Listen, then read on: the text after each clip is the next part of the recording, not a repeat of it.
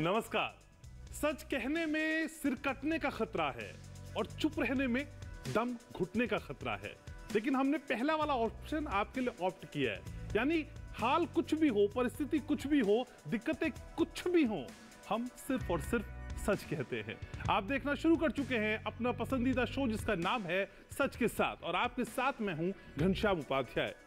अतरंगी खबरों की सतरंगी, सच्ची झूठी कई तरह की खबरें आपको हर कोई दिखाता है, लेकिन सच के साथ रह के सच की खबर सिर्फ हम आप तक पहुंचाते हैं। और ये काम हर मंगलवार और गुरुवार को सिर्फ डीडी किसान पे होता है। आप जानते ही हैं कि अपने इस कार्यक्रम के जरिए हम असल में सच की वो बड़ी तस्वीर उकेरने की कोशिश करते हैं जिसके पास पहुंचना, जिसको जानना आपके लिए बेहद खास जरूरी है। तो फिर आज हम बात करेंगे शिक्षा की, और कहते भी हैं कि सिर्फ रोशनी चिरागों से नहीं होती, शिक्षा से भी घर रोशन हुआ करते हैं। और ऐसी एक शिक्षा इन दिनों है कृषि शिक्षा। कृषि शिक्षा के कई आयाम आज हम छूने की कोशिश करेंगे। कई तरह के संशय मन में कृषि शिक्षा को लेकर होते हैं, उनको दूर करने का प्रयास किया जाएगा। ये समझने की कोशिश होगी कि आज की लगातार रफ्तार पकड़ती जिंदगी में कृषि शिक्षा कहां पर ठहरती है, सिमटती है, और इसके तमाम पहलुओं को माइन्यूटली एक एक करके डिटेल में समझने की कोशिश करेंगे। और समझेंगे ये भी कि किस तरीके से आप कृषि शिक्षा को ऑप्ट करके नए रोजगार के अवसर सृजन कर सकते हैं। कौन कौन सी वो कोशिशें हैं जिनको पाकर आप एक नई तस्वीर उकेर सकते हैं, जिसका जिक्र हम लगातार आपसे करते हैं। आप जानते ही हैं मेरे शो की रवायत है कि पहले एक रिपोर्ट हम आपको दिखाते हैं और फिर डिटेल से विश्लेषण करके की कोशिश करते हैं। बेहद खास मेहमानों को खास पैनल हमारे साथ जुड़ता है। तो चलिए कार्यक्रम की शुरुआत करते हैं एक डिटेल रिपोर्ट के साथ, और आप देखना शुरू कर चुके हैं सच के साथ।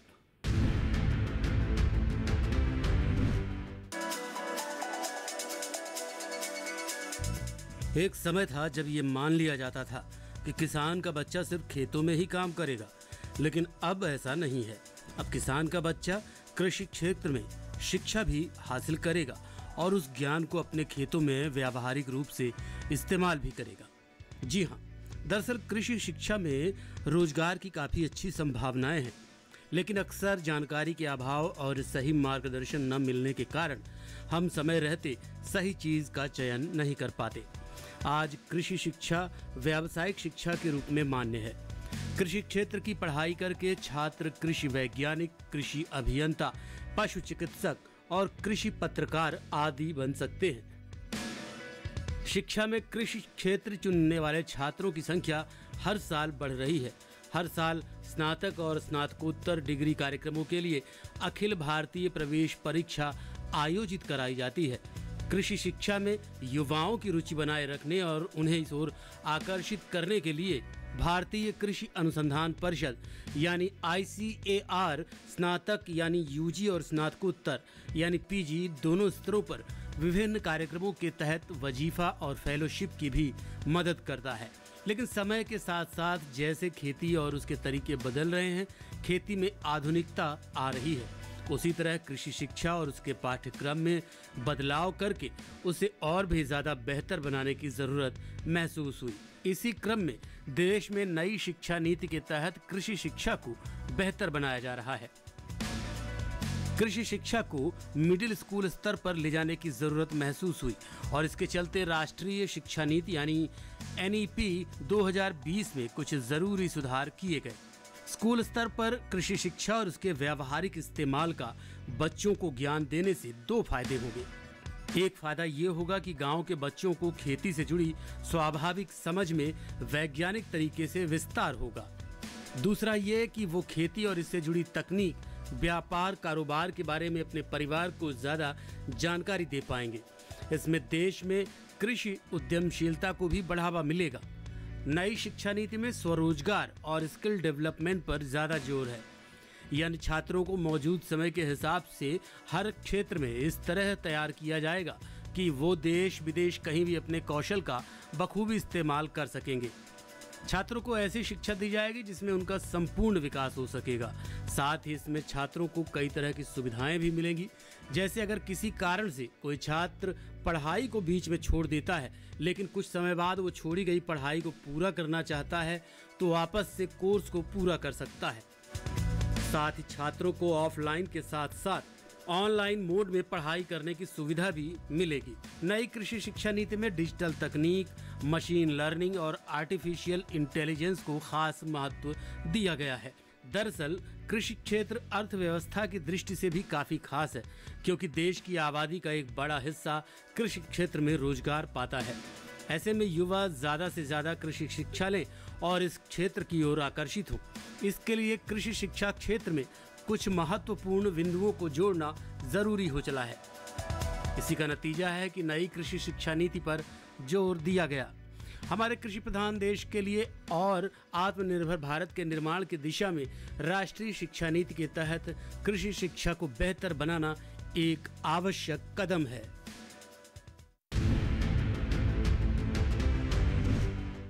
तो रिपोर्ट हमने आपको दिखाई, जिसके बाद आप ये तो समझ गए होंगे कि कृषि शिक्षा में कितने आयाम हैं, कितने एस्पेक्ट्स हैं और कितनी संभावनाएं हैं जिनको आप पा सकते हैं। लेकिन हमेशा की तरह रिपोर्ट के बाद अब विश्लेषण की बारी है और मेरे साथ बेहद खास मेहमान चर्चा में जुड़ रहे हैं। एक एक करके मैं तारुफ आपका कराता हूं। मेरे साथ डॉक्टर अनुपमा सिंह जुड़ रही हैं, dean and joint director IARI से। डॉक्टर अनुपमा, स्वागत आपका।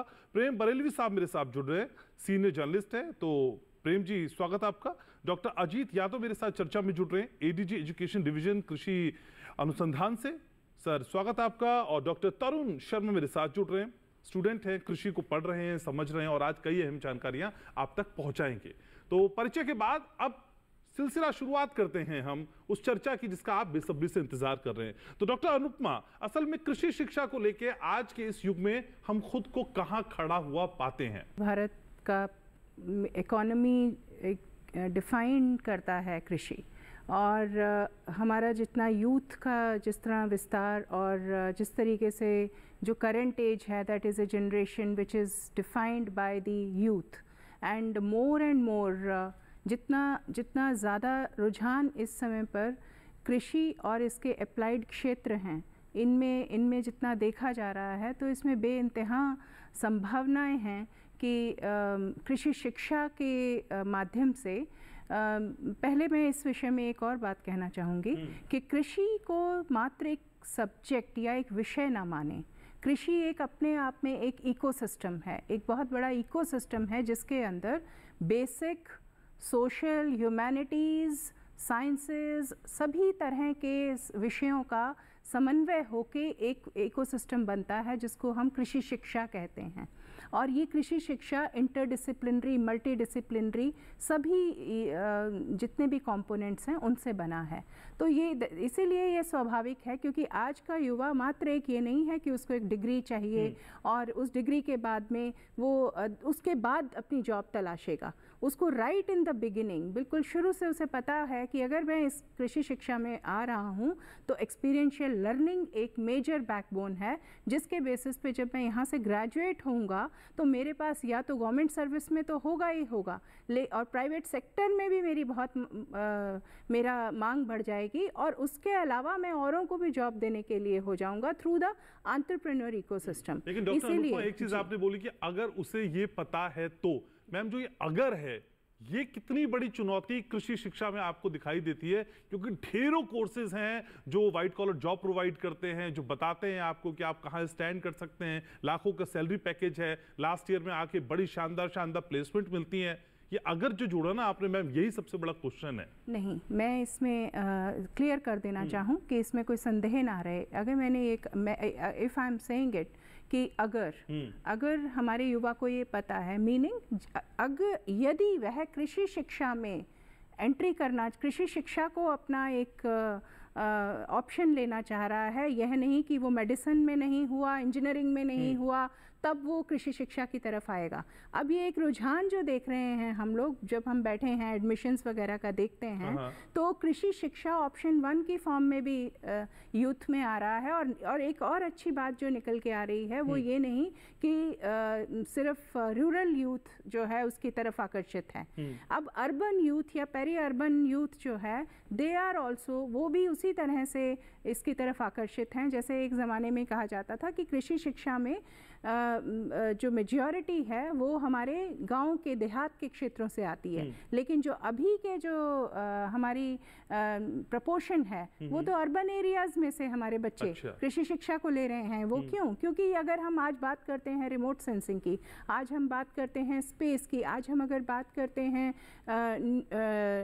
न्यूट्रिशन इन एवरीडे लाइफ, अगर आज हम बात करते हैं न्यूट्रास्यूटिकल्स की, फंक्शनल फूड्स की, गुड हेल्थ की, तो इन सब जितने भी ये क्षेत्र हैं जो कि चाहे मेडिकल साइंस से जुड़ा हुआ है, चाहे वो इंजीनियरिंग से जुड़ा है, चाहे स्पेस से जुड़ा है, चाहे मेन कृषि ग्राउंड रूट कृषि से जुड़ा है, इन सब के लिए मल्टी डिसिप्लिनरी वे में कृषि शिक्षा एक परफेक्ट इकोसिस्टम है जो स्टूडेंट को अपॉर्चुनिटी देता है कि वंस ही ग्रेजुएट्स, ही और शी ग्रेजुएट्स, तो वो अपने आप में एक तो भविष्य के रोजगार के अवसर के तौर पे कृषि शिक्षा एक बढ़िया ऑप्शन है। ठीक है, डॉक्टर अजीत भी हमारे साथ है। डॉक्टर अजीत, अब तक तो हमने यही सुना था कि भाई खेती किसानी की जो पढ़ाई है आपको खेत तक सीमित कर देती है, लेकिन ये कृषि शिक्षा के जो बहुआयाम दिखाई देते हैं, जो व्यापक स्तर पे बढ़ती हुई रफ्तार दिखाई देती है, ये कितनी बड़ी है असल में, मेरे व्यूवर्स को समझाइए।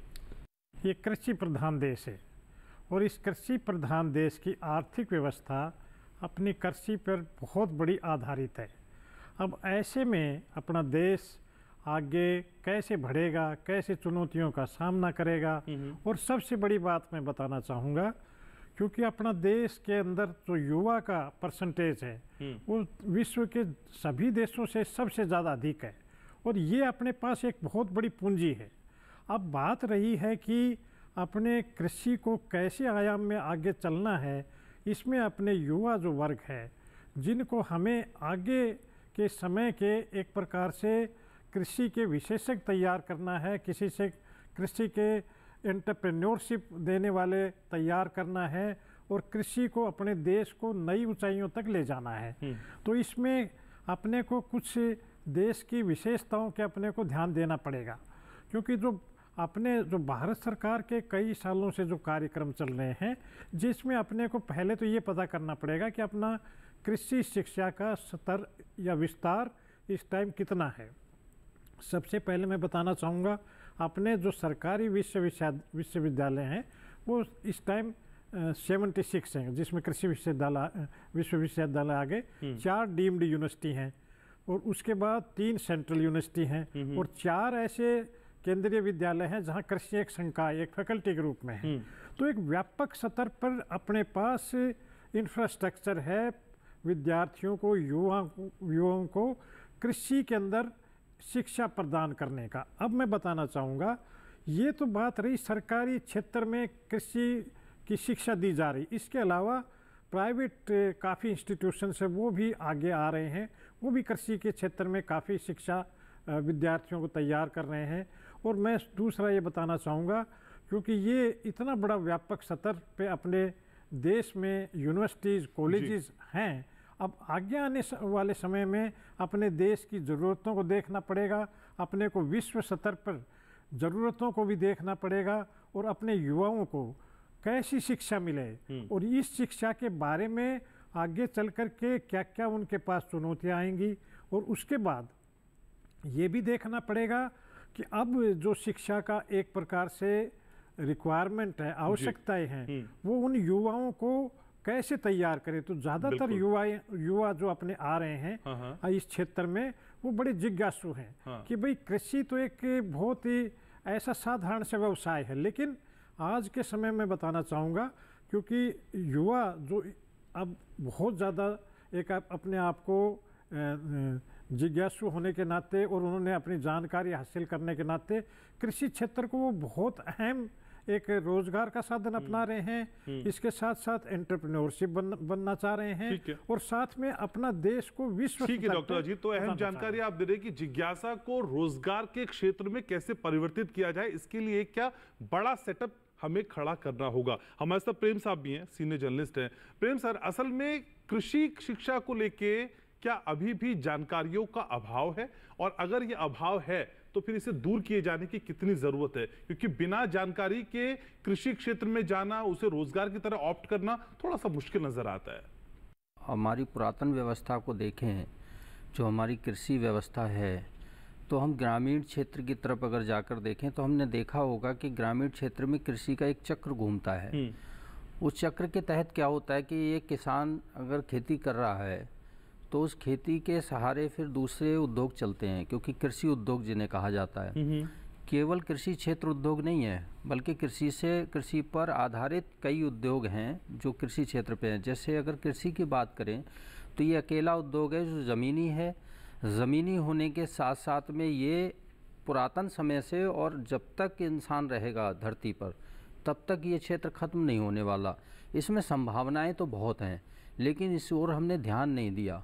मुझे लगता है कि किसानों की भी कहीं ना कहीं इसमें आरुचि रही है थोड़ी सी, या इसमें घाटे का होने की वजह से कृषि में कई किसानों को या ज़्यादातर किसानों को कहीं बहुत घाटा होता है, उस वजह से भी उनकी अरुचि, उनके बच्चों की ख़ास तौर से, वो चाहते तो हैं कि कृषि से पढ़ाई करें, लेकिन वो कृषि में उतरना नहीं चाहते, खेती नहीं करना चाहते।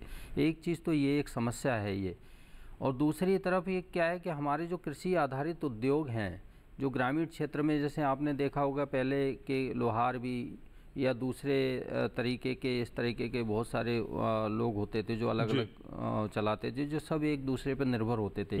वो धीरे धीरे परंपरा टूटती हुई दिखाई दे रही है। उस परंपरा को हमें जीवित करना होगा और छात्रों को प्रोत्साहित करने के साथ साथ में कृषि, देखिए ज़मीन से जुड़ी हुई चीज़ है, और मैं समझता हूँ कि ज़मीन से जुड़ के ही इंसान हो सकता है। पहली बात तो ये सबसे पहली ज़रूरत है भोजन। भोजन कृषि के बगैर तो नहीं आ सकता ना।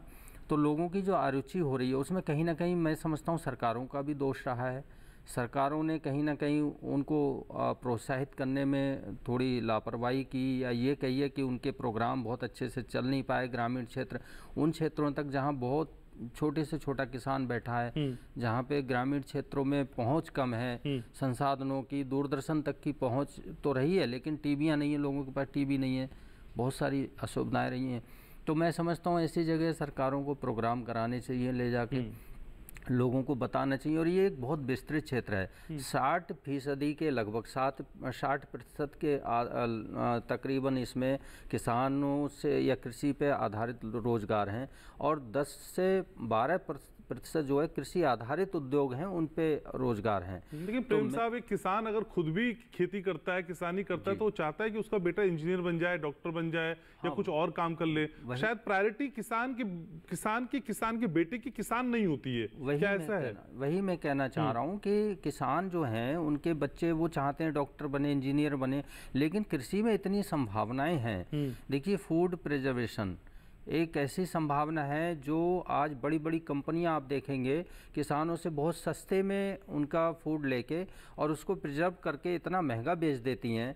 आप किसी भी उसको उठा लीजिए, आलू चिप्स से लेके पॉपकॉर्न से लेके, है ना, इतना सस्ता पड़ता है और इतना महंगा बिकता है बाज़ार में कि सोचा नहीं जा सकता उसमें इतना मुनाफा हो सकता है। क्यों वो उद्योग किसान नहीं कर सकते? मैं समझता हूँ कि अगर ग्रामीण क्षेत्रों में ऐसे उद्योग स्थापित किए जाएं। दूसरी चीजें भी देखते हैं प्रेम साहब, दाम नहीं मिलते, रेट कम हो जाता है, एमएसपी के लिए द्वंद्व चलता है, वो एक अलग आंदोलन चलता है, किसान सड़कों पे भी दिखते हैं। तो कई और दूसरी चीजें भी हैं जो कहीं ना कहीं उन्हें हतोत्साहित करती हैं। आऊंगा सर मैं आपके पास। डॉक्टर तरुण भी हमारे साथ जुड़े हुए हैं। तो doctor Tarun, as a student आपको क्या लगता है कि इसे ऑप्ट कर लेना चाहिए? और इसमें जो जिज्ञासा पैदा नहीं होने की बात कही जाती है, जो एक बड़ी चुनौती है, इस चुनौती से कैसे पार पाए? पहले भी doctor Anupama, doctor Yadav sir ने कहा कि कृषि क्षेत्र भारत का एक बहुत बड़ा क्षेत्र है। लगभग 42% भारत की जो आबादी है वो इस पे निर्भर है इनकम के लिए। Also it contributes around 18.2% to Indian GDP. यह एक बहुत बड़ा क्षेत्र है और इसमें व्यवसाय की, रोजगार की अपार संभावनाएं हैं। और इसके लिए देश भर में कृषि विश्वविद्यालय स्थापित किए गए हैं जिनमें स्टूडेंट्स को कृषि शिक्षा प्रदान की जाती है। और ये विश्वविद्यालय हर राज्य में स्थापित किए गए हैं और वहाँ के स्टूडेंट्स थ्रू ICR एग्जामिनेशन और स्टेट लेवल एग्जामिनेशंस वहाँ पे एडमिशन ले सकते हैं। और उन विश्वविद्यालय में से डिग्री प्राप्त करके उनके पास संभावनाएं होती हैं गवर्नमेंट सेक्टर्स में रोजगार के लिए, सिविल सर्विसेज में, देन प्राइवेट कंपनीज में, एंड ऑल्सो एंटरप्रेन्योरशिप, जो कि एक बहुत बड़ा क्षेत्र उभर कर आ रहा है। सो मैं यह कह सकता हूँ कि यह सब जो अपॉर्चुनिटीज़ हैं they are the motivational source for the youth. So youth should be aware of these opportunities. यह एक जिज्ञासा के रूप में काम कर सकते हैं। लेकिन अपना व्यक्तिगत अनुभव साझा करिए मेरे व्यूवर्स के साथ तरुण, ऐसी कौन सी चीज थी जिसको आप देखकर इस फील्ड में गए, ऐसी कौन सी चीज थी जिसने आपको सबसे ज्यादा आकर्षित किया? जी निश्चित तौर पर मैं भी एक फार्मिंग बैकग्राउंड से बिलोंग करता हूँ। अच्छा। एक ग्रामीण क्षेत्र में रहा हूँ, ग्रामीण परिवेश से आता हूँ। तो कृषि एक ऐसा क्षेत्र है जो कि एक बहुत पुण्य का काम भी है। फार्मर फसल उगाता है, उसे बेचता है, जिस पे पूरा देश का food and nutritional security depend करती है। तो पुण्य कमाने से काम नहीं चलता ना, जेब में आना भी चाहिए ना, महीने के आखिर में गृहस्थी भी चलानी है, वो भी एक अंतर है ना, उसे कैसे पाटेंगे? जी आज का कृषि क्षेत्र इतना एडवांस हो चुका है कि थ्रू मॉडल एग्रीकल्चरल टेक्नोलॉजीज किसानों की आय को कैसे बढ़ाया जाए, ऐसे क्षेत्रों पे शोध कार्य किए जा रहे हैं। अच्छा। जरूरत है कि वो शोध कार्य फार्मर्स तक पहुंचे, और ऐसे में जरूरत है कि बहुत सारे युवा जो हैं वो प्रेरणा लेकर कृषि क्षेत्र में शिक्षा ग्रहण करें, और उस जो शिक्षा प्राप्त जो करते हैं उसके बेसिस पे एंटरप्रेन्योरशिप में जाएं और ग्रामीण क्षेत्रों की आर्थिकी सुदृढ़ करने के लिए काम करें। ठीक है, तो तरुण, दो ऐसी बड़ी वजह आप सोच के रखिए, मैं ब्रेक पे जा रहा हूं, फिर मैं आपके पास लौटूंगा। दो बड़ी ऐसी वजह सोच के रखिए जो मेरे व्यूवर्स को आज आप बताएंगे। तो आज हम बात कर रहे हैं कृषि शिक्षा की, उसके अलग अलग एक्सपेक्ट्स की, और रोजगार में किस तरह से मददगार हो सकता है, देश के विकास में कैसे रफ्तार दे सकता है, और आपके घर परिवार को कैसे निखार सकता है। कई बातें होंगी, ब्रेक की उस पार रहिएगा हमारे साथ।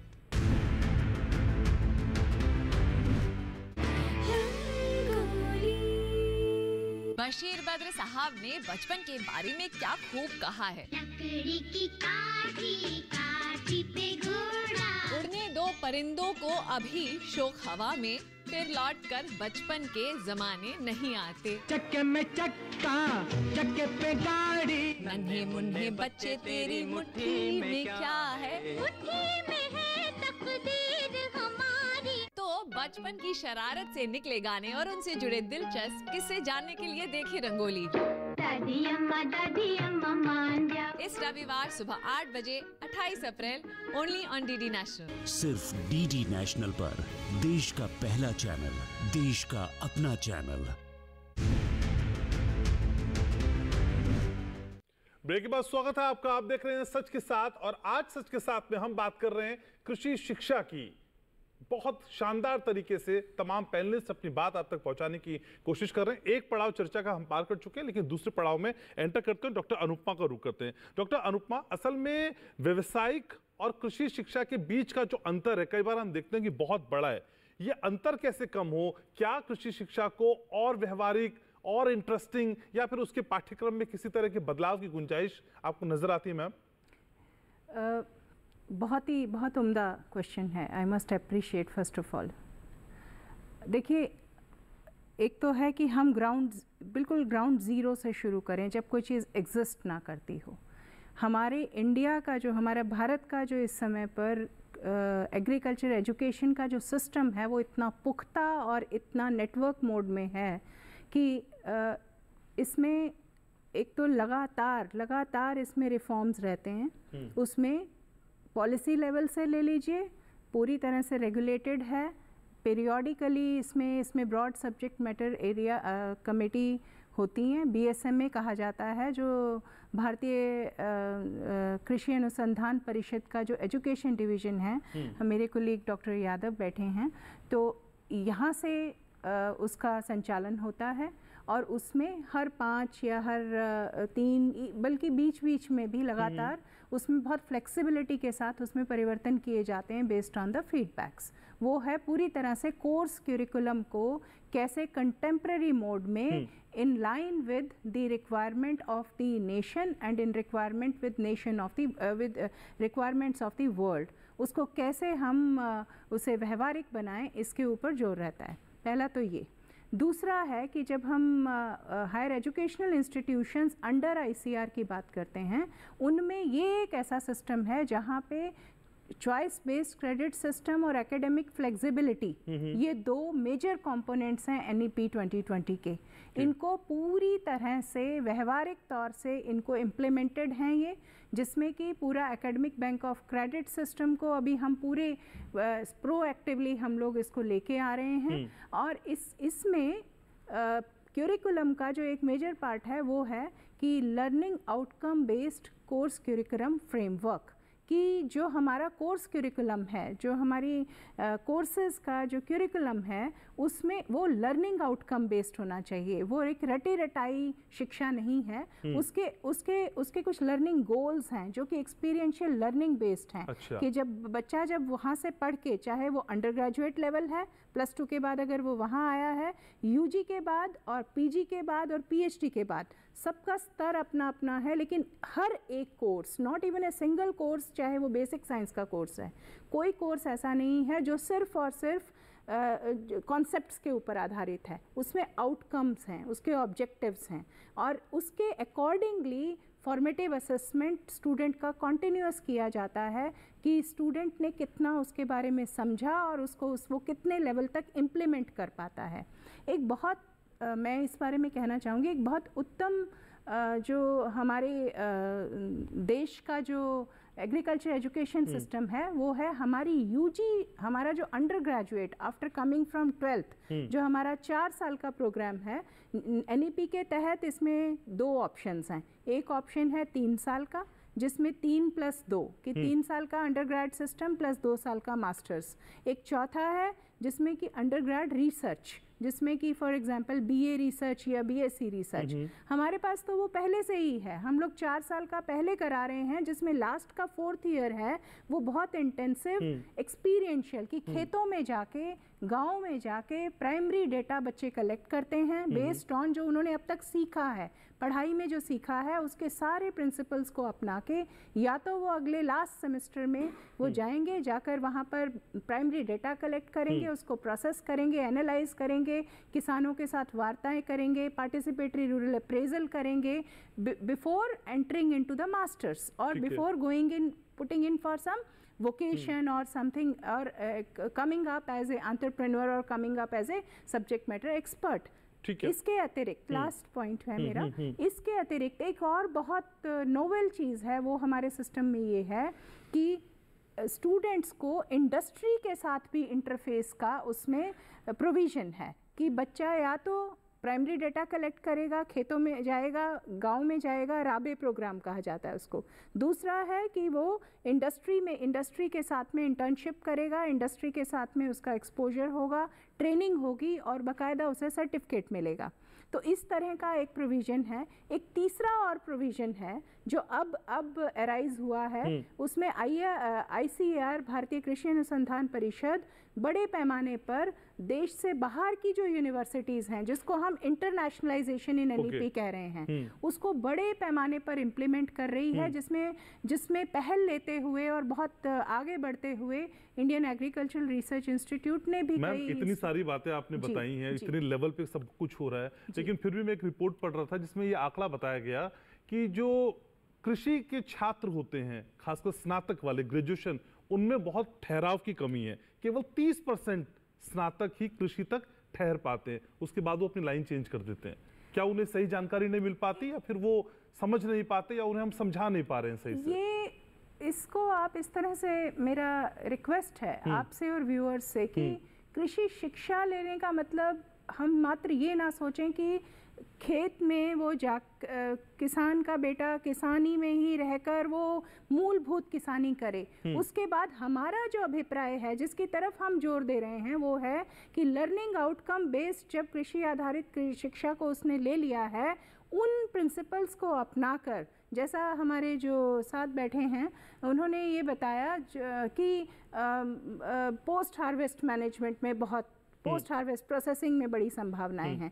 तो उनको, तो जो गवर्नमेंट ऑफ इंडिया की स्कीम्स हैं, फंडिंग स्कीम्स हैं, उनके चलते अपने खेत से प्राइमरी से सेकेंडरी और टर्शरी एग्रीकल्चर की तरफ बढ़े। मैसेज कन्वे नहीं हो पा रहा ना उन तक मैम। अगर ये आंकड़ा बताता है कि मात्र 30% स्नातक ही ठहर पाते हैं कृषि के साथ, तो इसका मतलब जितनी बातें आप समझा रही हैं वो मैसेज कन्वे नहीं हो पा रहा उन तक सही तरीके से। इसको इस तरह से लेते हैं कि देखिए एक एरा जनरेशनल चेंजेस बहुत आ रहे हैं। जो बच्चा आज की तारीख में अंडर ग्रेजुएशन करता है उसके सामने दो रास्ते मेन खुलते हैं। पहला, वो हायर एजुकेशन की तरफ जाएगा, यानी वो मास्टर्स करेगा, पीएचडी करेगा। तो वो जैसे ही अंडर ग्रेजुएशन करेगा तो देखिए ये तो हो नहीं सकता कि फिर वो वापस जाके खेती में, कृषि में ही जुड़े। वो पहले अपनी पढ़ाई पूरी करेगा, उस पढ़ाई को पूरी करने के बाद में वो फिर अपनी दिशा और दशा तय करेगा। पहला तो ये, तो एक तो वो हायर एजुकेशन की तरफ बढ़ता है जिसमें फिर संभावनाएं बहुत अपार हैं। दूसरा है कि यूजी में जब वो बच्चे, अगर वो उसके बाद में एंटरप्रेन्योरशिप की तरफ जाएगा, यहाँ पर पॉसिबिलिटी है जो एक गैप है। इस पर्टिकुलर एरिया को हम लोग सब पाटने की कोशिश कर रहे हैं through technology incubation for taking them as the incubatees into the as the technology incubators। तो हर लेवल पे बड़ी कोशिश ही की जा रही है। डॉक्टर अजीत भी हमारे साथ है। डॉक्टर अजीत, हमारा देश तो युवाओं का देश कहा जाता है, लेकिन फिर उसी आंकड़े पे अगर मैं लौटता हूं तो मात्र 5% युवा ही कृषि से खुद को एसोसिएट कर पाते हैं। ये 5% का रेशो तो बहुत चिंताजनक है। कृषि क्षेत्र को, जबकि इतना एक आकर्षक क्षेत्र है, उसमें इतना कम युवा क्यों आकर्षित कम है। लेकिन मैं बताना चाहूँगा कि हाल के वर्षों में इसमें बहुत रुचि बढ़ रही है।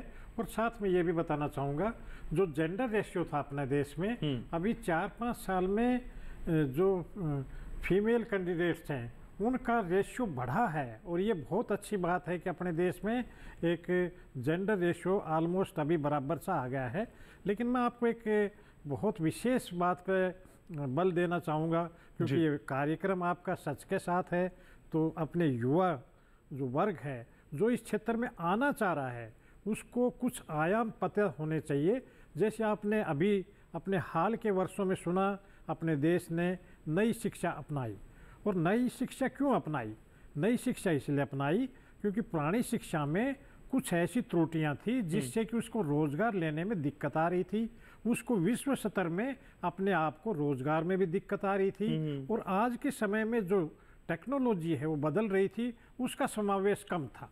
अब ये पहलू आया बाद में, और उस पहलू में क्या हुआ, जब कृषि शिक्षा अपनाई गई, अपने कृषि में भी उस शिक्षा नीति को अपनाया जा रहा है। और मैं इसके कई आयाम बताऊंगा जो कि युवाओं के लिए जानने बहुत ज़रूरी है। पहली बात मैं बताना चाहूँगा, जो नई शिक्षा नीति कृषि में अपनाई जा रही है उसका पहला आयाम ये है कि उसके अंदर फ्लेक्सिबिलिटी दी गई। फ्लेक्सिबिलिटी का मतलब ये है, हमारा 4 साल का कोई यूजी प्रोग्राम है। अगर कोई विद्यार्थी ये सोचे कि मेरे घर में कोई विशेष प्रॉब्लम आ गई, मैं 1 साल के बाद इसको अपनी स्टडी को ड्रॉप करना चाहूँगा, उसको सर्टिफिकेट दिया जाएगा। और साथ में 1 साल में उसको इतना इक्विप, उसको स्किल से इतना अच्छा खासा तैयार कर दिया जाएगा कि जिस विषय में वो अपने आप को यूजी में एडमिशन लिया था, लेकिन 1 साल के बाद जाने के बाद वो अपना एक व्यवसाय स्टार्ट कर सकता है या कहीं पर भी और अपना इस टाइप का टेक्निकल ज्ञान दूसरों को भी बता सकता है। दूसरा जो कि बहुत ज़रूरी है, 2 साल के बाद एक डिप्लोमा दिया जाएगा। और उस डिप्लोमा देने में भी हमने स्किल के ऊपर बहुत ज़्यादा जोर दिया है। अब स्किल कैसी भी हो सकती है जिसमें उसको ये पाएगा कि वो अपने वापस जाने के बाद वो अपने आप को एक रोज़गार की श्रेणी में होकर के एक व्यवसायी अच्छा बन सकता है।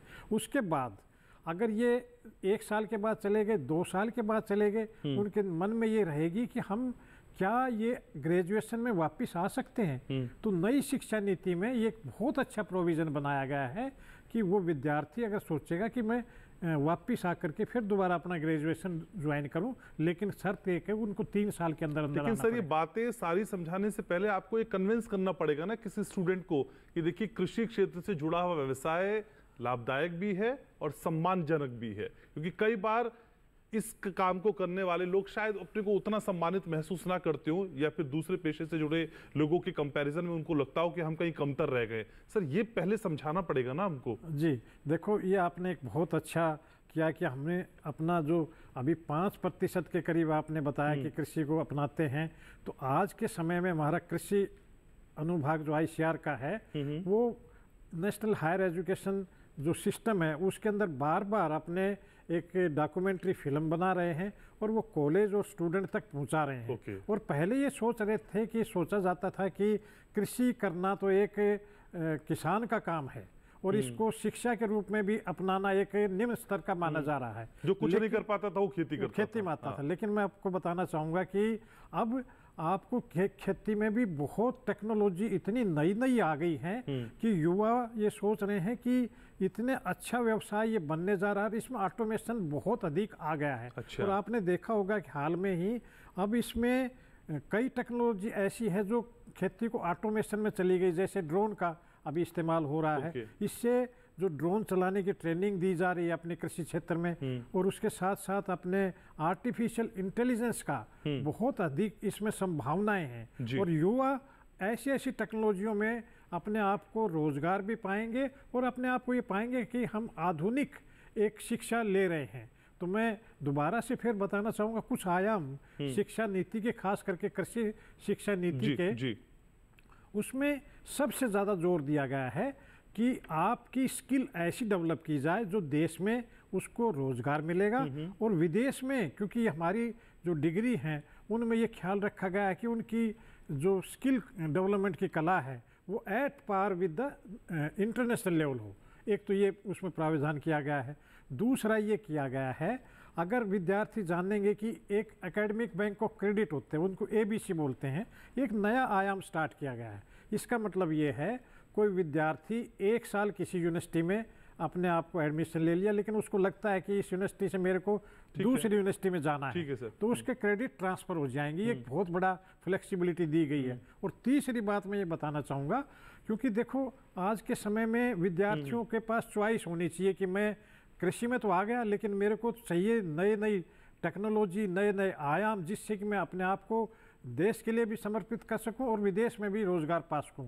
उसके लिए उनको चॉइस दी गई है कि आप अपना पाठ्यक्रम तो उस विश्वविद्यालय में करते रहिए, लेकिन ऑनलाइन कोर्सेज जिसके तहत वो अपने आप को नई टेक्नोलॉजी से इक्विप कर सकता है, इसका भी प्रोविजन किया गया है। तो ये अपने देश के लिए अपने ठीक है। तो नई शिक्षा नीति के तहत कई नई कोशिशें की जा रही हैं जो इसको फायदा पहुंचा सकती है। हमारे साथ प्रेम रिलवी साहब भी मौजूद हैं। प्रेम जी, ईमानदारी से बताइएगा कि आज के जमाने में कितने घर ऐसे हैं जो अपने बेटे या बेटी को कहते होंगे बेटा पढ़, तुझे बड़ा होके किसान बनना है, बेटा पढ़ ले तू खेती की फील्ड में जाएगा, तू पढ़ ले तू कृषि वैज्ञानिक बनेगा। क्या इस तरह की परंपरा हमारे घरों में है? और अगर नहीं है तो इस तरह की परंपरा और इस तरह की सीख परिवारों में देने की कितनी बड़ी जरूरत है अगर वाकई कृषि को इतनी महत्ता हम दे रहे हैं? देखिए, जैसा कि मैंने पहले भी बताया कि कृषि ज़मीनी उद्योग है।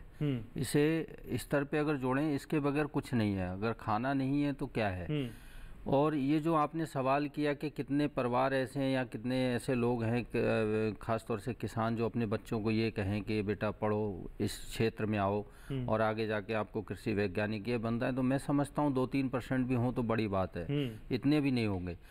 उसके लिए जैसे आपने पिछली बार अभी कहा कि MSP, मैंने वो बात वैसे कही थी दूसरे तरीके से, वो सही बात है। MSP भी नहीं मिलती और वो बहुत ज़रूरी मुद्दा है, क्योंकि ये बहुत मिनिमम प्राइस है जो कि गवर्नमेंट तय करती है। खैर, ये एक बात रही। दूसरी चीज़ ये रही कि मैंने जैसे पहले भी बताया कि जानकारी का बड़ा अभाव है। ये जानकारी का अभाव क्यों है, इसके लिए क्यों काम नहीं किया गया, या क्यों हमारे विश्वविद्यालय, नई शिक्षा नीति का जिक्र भी डॉक्टर अजीत कर रहे थे, बता रहे थे नई शिक्षा नीति में अभी इन्होंने एक अच्छी चीज़ बताई, वो मुझे बहुत अच्छी लगी। जैसे एक स्टूडेंट, एक छात्र अगर अपनी शिक्षा को छोड़कर 1-2 साल का कोर्स करके वो छोड़ देता है बीच में और फिर वापस आना चाहता है, तो उसके लिए ये एक अच्छा अवसर होता है कि वो दोबारा उसको अपना पूर्ण कर सकता है उस शिक्षा को। ये एक अच्छी नीति है। दूसरी, मैं समझता हूँ कि कृषि में जिस तरह से उद्योग को, जैसे हमने एक सुना होगा आपने भी कि कहा जाता था उत्तम खेती मध्यम बान, अधम चाकरी करे निदान। ये एक समय हुआ करता था जब भारत को सोने की चिड़िया कहा जाता था, कृषि प्रधान देश तभी कहा जाता था। ये आज का शब्द नहीं है कृषि प्रधान देश, ये बहुत पुरातन शब्द है। और कृषि को उत्तम माना जाता था किसान सुखी हुआ करते थे और व्यापार जो है वो मध्यम श्रेणी का माना जाता था। नौकरी करने वालों को तो अधम यानी नीचे तीसरे दर्जे का माना जाता था।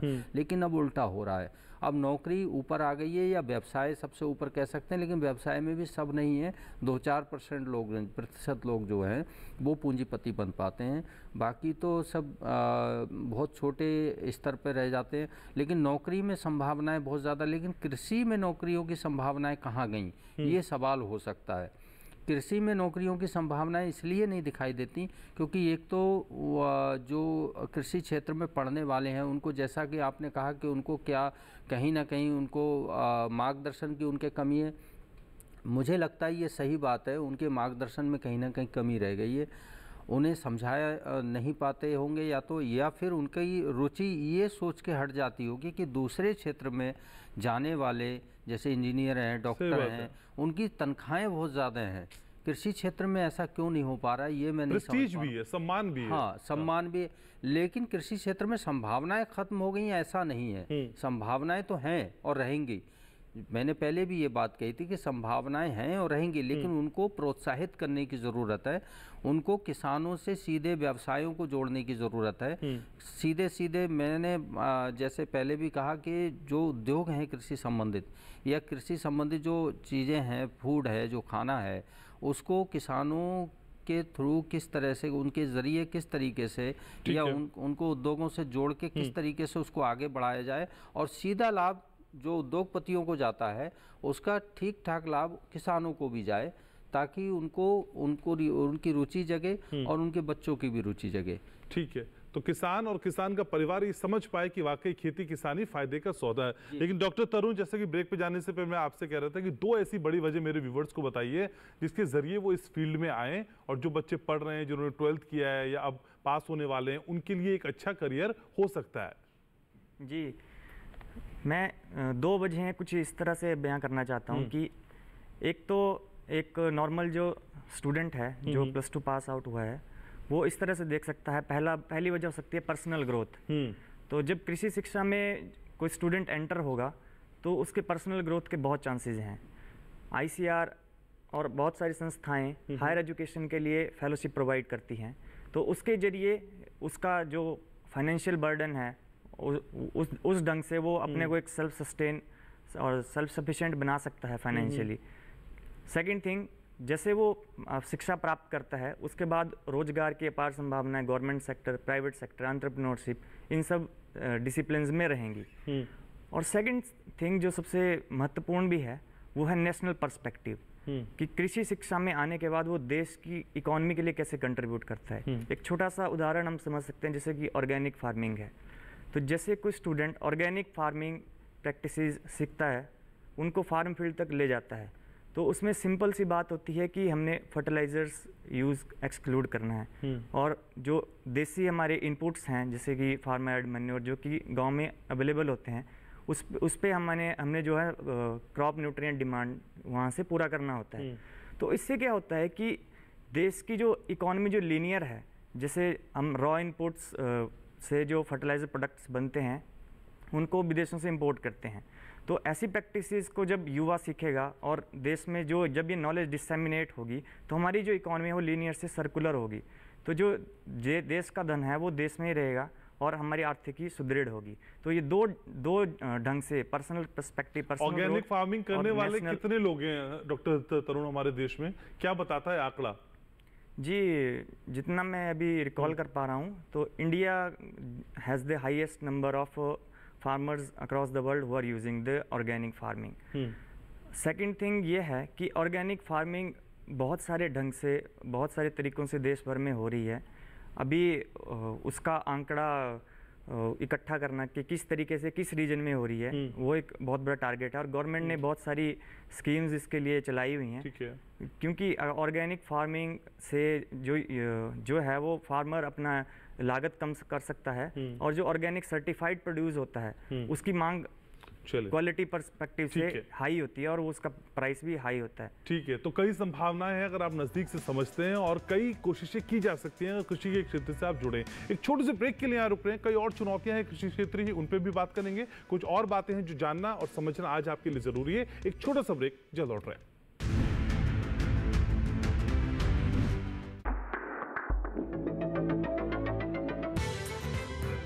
के भीतर कैसे बढ़ाएं हमें सेहतमंद बनाने वाले माइक्रोबायोम।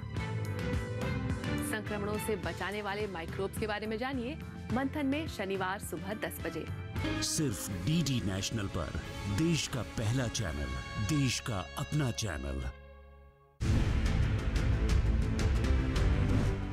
ब्रेक के बाद स्वागत है आपका। आप देख रहे हैं सच के साथ, और सच के साथ पे आज हम बात कर रहे हैं कृषि शिक्षा की। कई अहम जानकारियां ब्रेक के उस पार हमने आपसे चर्चा में साझा की, और कुछ बातें और हैं जिनको जानना आपके लिए जरूरी है। डॉक्टर अनुपमा, असल में जब कृषि शिक्षा की बात करते हैं तो उसके पैरेलल कई सारे चैलेंजेस भी दिखाई देते हैं, जैसे अस्थिर बाजार, अस्थिर जलवायु परिवर्तन, साथ ही साथ बढ़ते हुए खाद्य पदार्थों की कीमतें, और उसके साथ लाभदायक ना होना, रचनात्मक भी ना होना। ये सारी चुनौतियां एक साथ, और दूसरी तरफ कृषि शिक्षा की तरफ लोगों को, खासकर बच्चों को प्रोत्साहित करना, इतना फिजिबल है क्या मैम? बहुत ही बढ़िया। इसमें देखिए, आप इसको मैं पैरेलल ड्रॉ करूंगी। बीमारियां बढ़ रही हैं, हॉस्पिटल्स की रिक्वायरमेंट बढ़ रही है, डॉक्टरों की कमी महसूस हो रही है, इसीलिए मेडिसिन में बिकॉज जितना होना चाहिए डॉक्टर्स को, उतने डॉक्टर्स का employment and all many concerns हैं, इसीलिए पर पेशेंट जो डॉक्टर अवेलेबिलिटी है वो हमारी कंट्री में एक बहुत बड़ा कंसर्न है। बिल्कुल ठीक, इसके पैरेलल आ जाइए। जैसा आपने कहा, सबसे बड़ी ज़रूरत जो मेरे साथ जो तीसरे नंबर पे पैनलिस्ट बैठे हैं, प्रेम साहब, उन्होंने जस्ट अभी ये कहा कि रिक्वायरमेंट्स हमारा खाना इट इज़ द भोजन एक सबसे मूलभूत रिक्वायरमेंट है।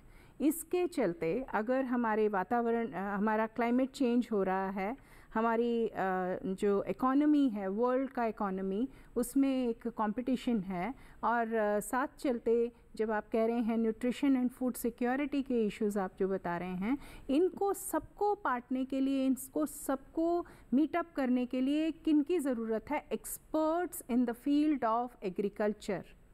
इट्स नॉट ओनली कि हमारे किसान भाई वो तो करेंगे, जो विशेषज्ञ उनको बताएंगे, जो तकनीकियाँ उनको उपलब्ध कराएंगे, वो उसको लेने को तैयार हैं, और हमारे किसान तो बहुत ही ज़्यादा इस मामले में सेंसिटिव और सेंसिबल तरीके से उन टेक्नोलॉजीज़ के लिए बहुत प्रोएक्टिव हैं। लेकिन क्वेश्चन अराइज होता है, वो देगा कौन? वो देंगे वो एक्सपर्ट्स जिनको वो ह्यूमन रिसोर्स जो तैयार बैठी है कि उन्हें कृषि शिक्षा प्रोवाइड कराई जाए, मुहैया कराई जाए, experiential learning based, learner centric based, not based on the rote learning.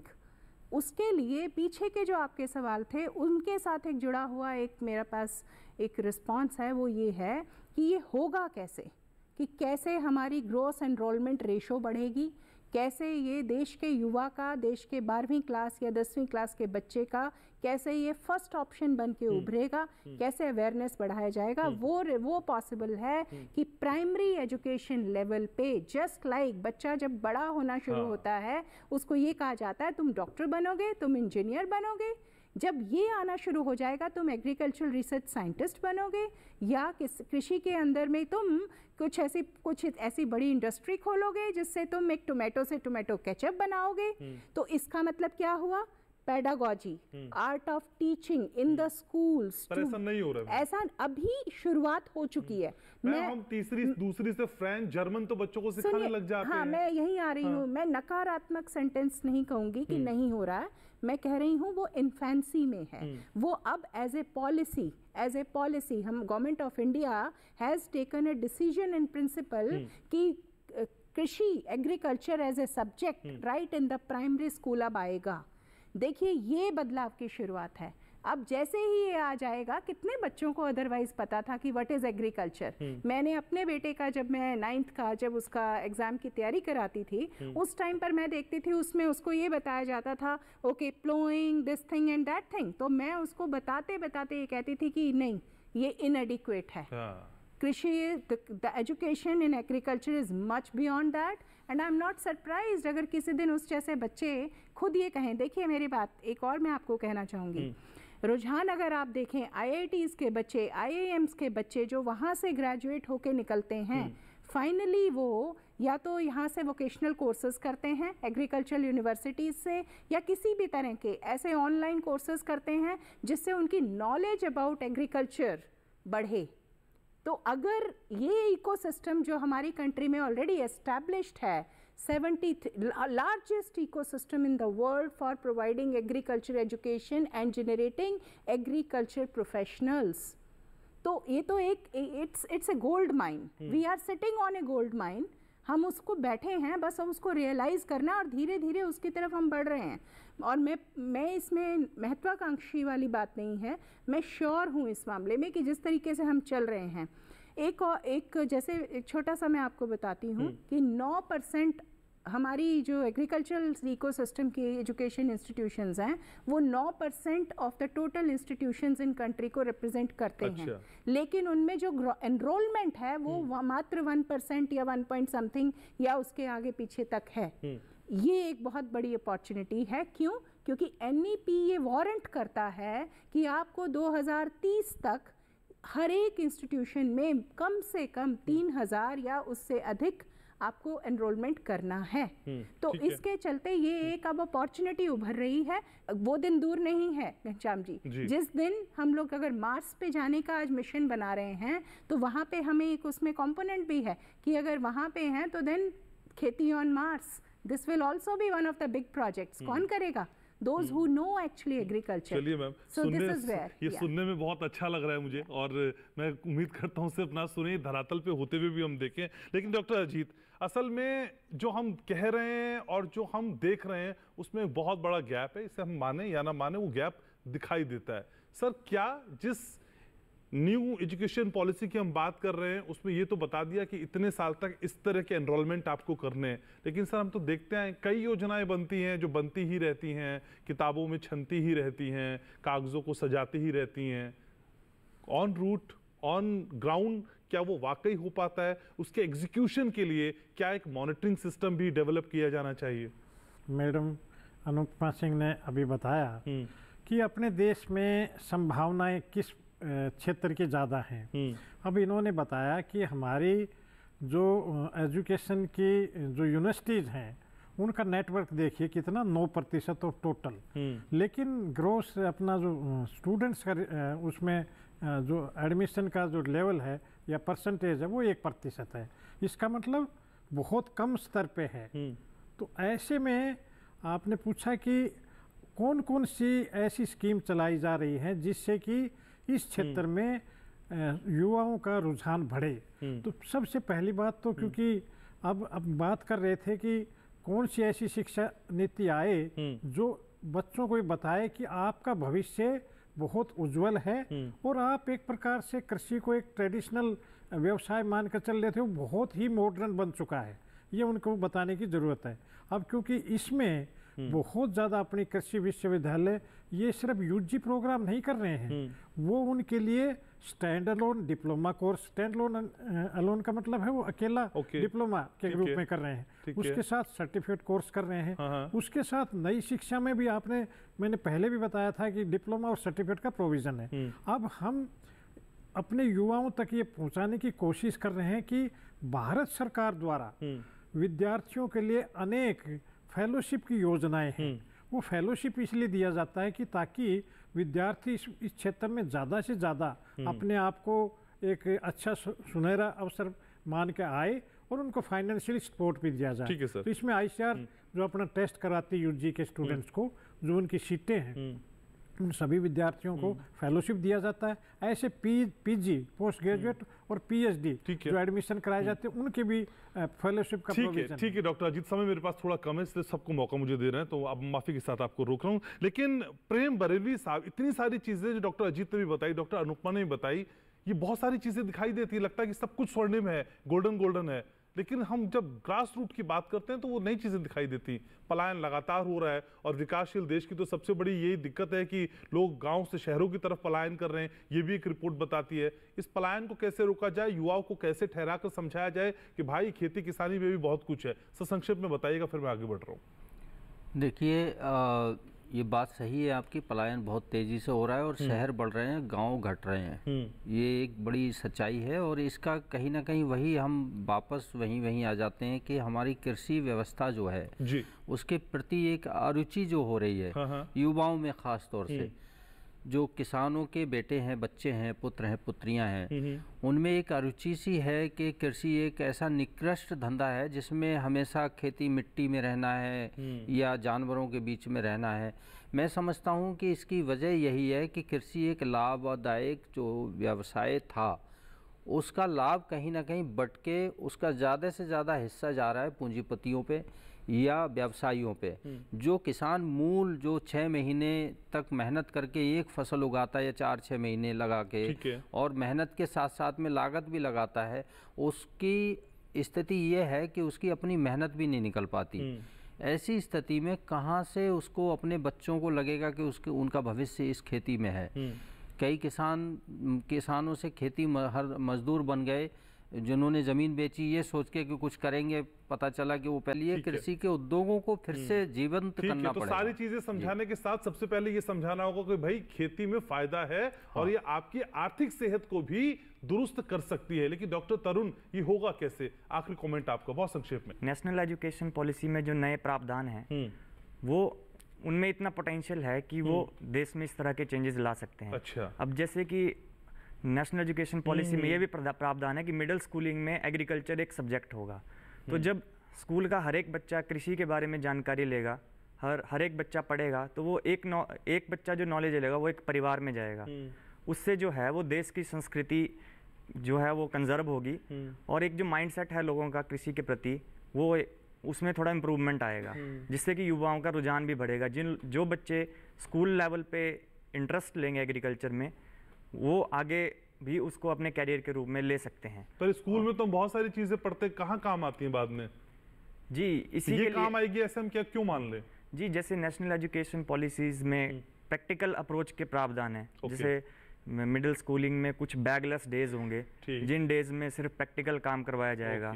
तो उस तरह के जब स्किल डेवलपमेंट पे काम होगा और इंडस्ट्रियल अटैचमेंट्स जैसे होती हैं, बच्चों को इंडस्ट्रीज का विजिट मिलेगा, वो रियल लाइफ में देखेंगे कि एक्चुअल में कृषि कैसी होती है, नया प्रारूप कृषि का कैसा है। तो वो देश में कृषि के प्रति जो हमारे विचार हैं उनको बदल सकते हैं। ठीक है, तो सिर्फ किताबी ज्ञान देने से काम नहीं चलेगा, प्रयोगात्मक तरीके से, रचनात्मक तरीके से समझाना होगा। बहुत शुक्रिया आप सभी खास मेहमानों को आने के लिए, चर्चा में जुड़ने के लिए, अपनी राय रखने के लिए। Thank you so very much. तो फिर आज सच के साथ में हमने यही जानने की कोशिश की कि कृषि में कितना स्कोप है, कृषि शिक्षा कितनी फायदेमंद है, और उम्मीद करते हैं कि आज 50 से 55 मिनट की चर्चा आपके लिए लाभप्रद रही होगी। आपके कमेंट का, आपके रिएक्शंस का हमको इंतजार रहता है। सच के साथ में एक बार फिर आपसे होगी मुलाकात। आज के लिए फिलहाल इतना ही। नमस्कार।